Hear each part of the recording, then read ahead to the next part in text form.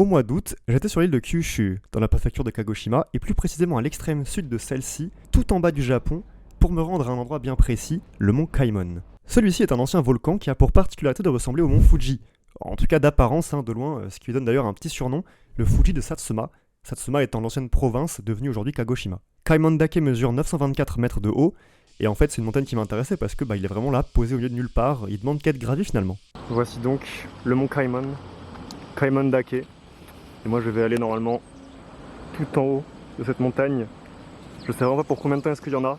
Pour venir ici c'était vraiment la misère parce qu'en fait il y a genre 4 trains par jour. Et vraiment les arrêts de train c'est littéralement tu sors du train, tu marches dans l'herbe. Donc c'est vraiment la misère.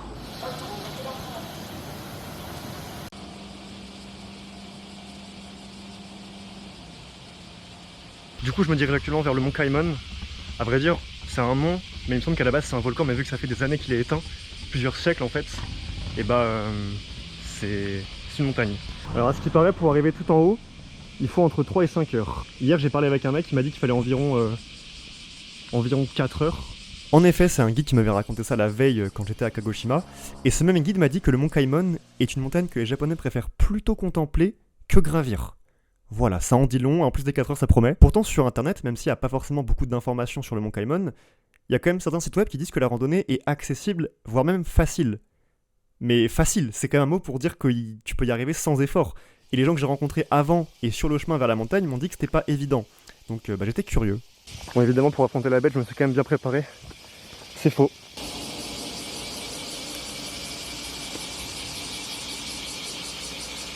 Je crois qu'on y est. Le début de la randonnée, 3 heures plus 2h30, donc c'est bien 5 heures qu'il faut pour faire le tour, enfin pour faire la montée en fait. Donc c'est juste ici. Donc là on est là, en même temps c'est écrit, ça fait tout ça à 924 mètres de haut. Et c'est parti. Donc là à peine commencé en fait, il y a déjà un chemin dans les broussailles, avec des branches et tout qu'il faut esquiver. Je sais pas, je pense qu'il y a des serpents et tout dans le coin. Des araignées tout ça, mais ah ouais c'est sportif de fou. Ouais, c'est giga étroit. Et c'est très stylé, j'aime bien. Enfin pour l'instant. Là j'ai marché 1 minute sur les 5 heures.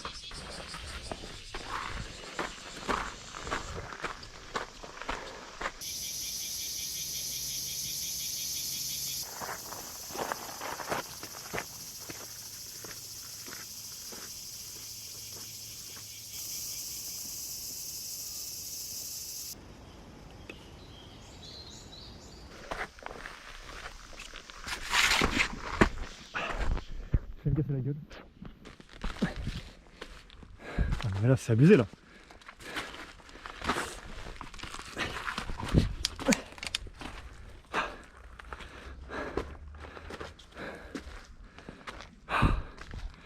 Ok. Je commence un petit peu à sentir la montée j'avoue. Je vous présente le sentier de randonnée. Ça ressemble à ça vraiment. C'est en plein dans l'action là. J'ai rencontré un gars, il m'a dit very difficult. Alors je vais bien être sympa mais c'est plus un sentier ça. C'est de l'alpinisme. Genre vraiment genre, les jambes elles sont... Attends c'est un petit peu galère parce que... Hop là. Strate de chacal mais strate efficace, on prend toujours.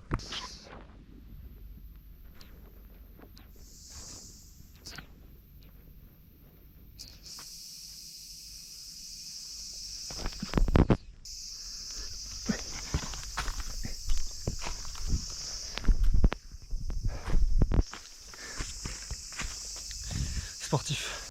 Vous voyez dans quelle position je suis actuellement.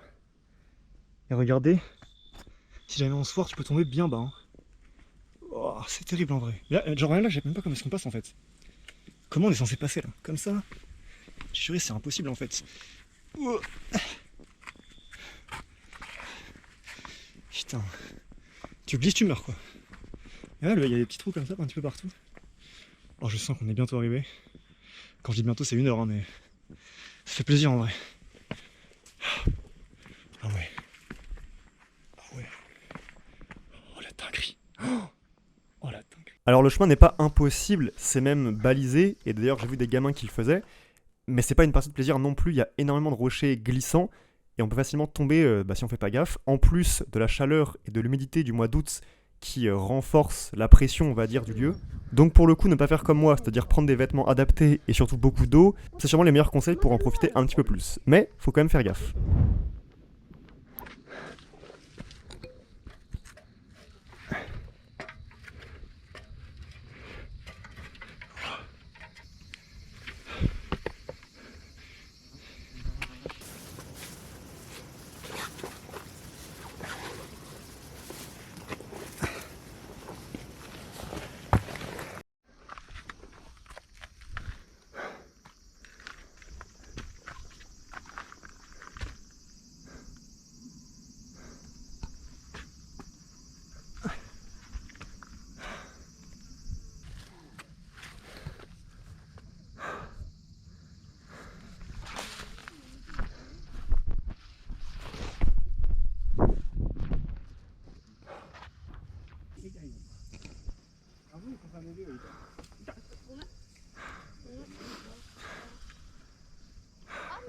Arrivé au sommet, qui d'ailleurs est assez étroit, hein, c'est-à-dire qu'il n'y avait pas forcément beaucoup de place pour tout le monde, même si on était samedi, on a quand même une vue superbe sur une bonne partie de la préfecture. On peut voir le lac Ikeda s'il fait beau temps, si le ciel est dégagé. C'est vraiment une belle récompense.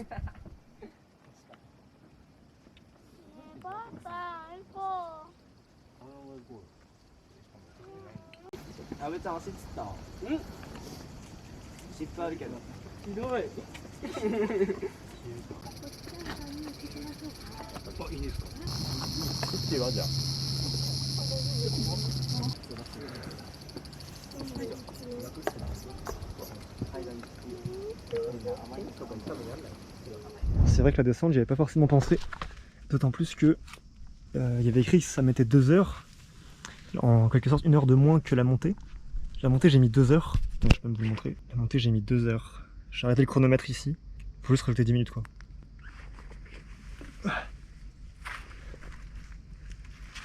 Mais en fait le problème c'est que c'est encore plus dangereux parce que ça glisse de fou. Il y a de la boue qui s'est accumulée dans les chaussures. Et puis bah c'est la descente quoi. C'est pas de quoi t'accrocher là, tout va se jouer avec les jambes. Enfin avec les mains aussi mais je veux dire.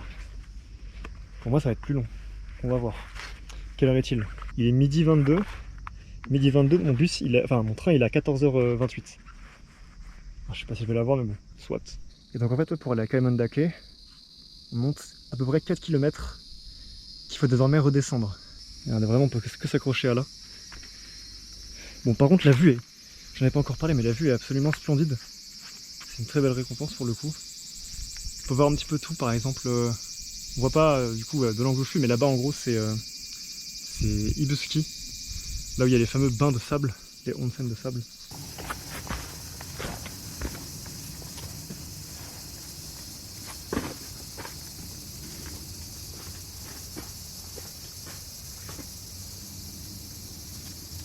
Il vient de se passer une dinguerie. En gros je me suis cassé la gueule. Étonnant mais en vrai je m'attendais parce que voilà quoi, je suis un petit peu le fou.